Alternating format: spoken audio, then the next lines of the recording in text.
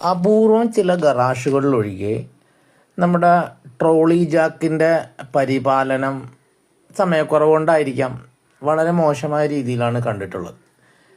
നമ്മുടെ ജാക്കിൻ്റെ സർവീസ് എന്ന് പറഞ്ഞു കഴിഞ്ഞാൽ ടെക്നീഷ്യന്മാരെ സംബന്ധിച്ചിടത്തോളം അതിൻ്റെ ഓയിൽ ലീക്ക് വരുമ്പോൾ അല്ലെങ്കിൽ തീർത്തും പൊങ്ങാണ്ടാവുമ്പോൾ നന്നാക്കുക എന്നുള്ളതാണ്. ജാക്കുകൾക്ക് രണ്ട് വശങ്ങളുണ്ട്. ഒന്ന് അതിൻ്റെ ഹൈഡ്രോളിക് പാർട്ടാണ്, രണ്ട് അതിൻ്റെ മെക്കാനിക്കൽ പാർട്ടാണ്. നമ്മുടെ ഹൈഡ്രോളിക് പാർട്ടിനേക്കാളും നമ്മൾ പ്രാധാന്യം എപ്പോഴും മെക്കാനിക്കൽ പാർട്ടുകൾക്ക് കൊടുക്കണം. കാരണം ഹൈഡ്രോളിക് പാർട്ട് എന്ന് പറയുമ്പോഴത്തേക്ക് അതിലെ സീലോ കാര്യങ്ങളോ മാറ്റി ഇട്ട് കഴിഞ്ഞാൽ മാറുന്ന പ്രശ്നങ്ങളേ ഉണ്ടാവുള്ളൂ. അപൂർവം കേസുകളിൽ അത് സീരിയസ് മാറ്ററിലേക്ക് പോകുള്ളൂ.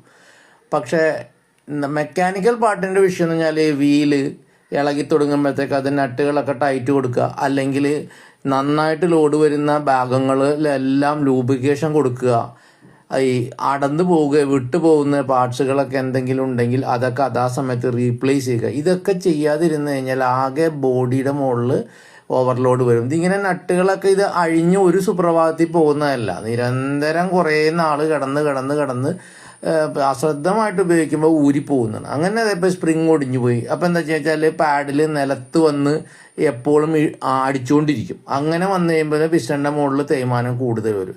പിന്നെയുള്ള ഈ റീഇൻഫോഴ്സ് സ്റ്റാഫാണ് അത് ജാക്ക് പൊങ്ങി വരുന്നത്. ഇതിൻ്റെ പ്ലേ കണ്ടോ, ഇതിപ്പോൾ വലിയ ജാക്കാണ്, 8-10 വർഷം പഴക്കമുള്ള ജാക്കാണ്. പക്ഷേ ഈ ഒരു ഒട്ടും പ്ലേ ഇല്ലാത്ത സ്ഥലമാണ്. പക്ഷെ ഈ ഇത്രയും പ്ലേ വന്ന കാരണം വെച്ചാൽ അവിടെ ലൂബ്രിക്കേഷൻ എന്ന് പറഞ്ഞ സാധനം ഈ ജാക്കി ജനിച്ചിട്ട് കിട്ടിയിട്ടില്ല.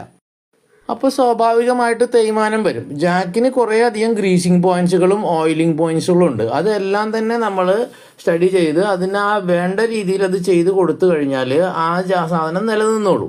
പിന്നെ ജാക്കിന് ചെയ്യുന്ന അതിൻ്റെ പർപ്പസിന് കമ്പനി നിശ്ചയിച്ചിട്ടുള്ള കുറേ കാര്യങ്ങളുണ്ട്. എല്ലാവരുടെയും വിചാരം 3 ടൺ ജാക്കി എന്ന് പറഞ്ഞു കഴിഞ്ഞാൽ 3 ജാക്കി പൊക്കുക എന്നൊരു പർപ്പസ് മാത്രമേ അതിനുള്ളൂ.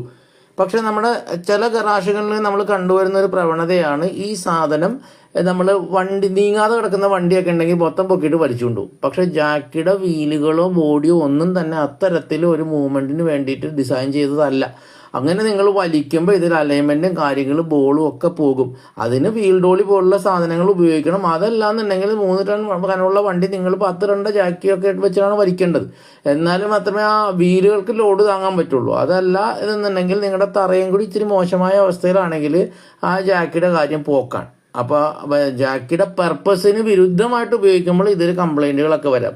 ഇതിന് നല്ല രീതിയിൽ സർവീസ് ഉപയോഗിച്ചാൽ 10 വർഷം വരെ നിങ്ങൾക്ക് ഇതിനൊക്കെ ലൈഫ് കിട്ടും.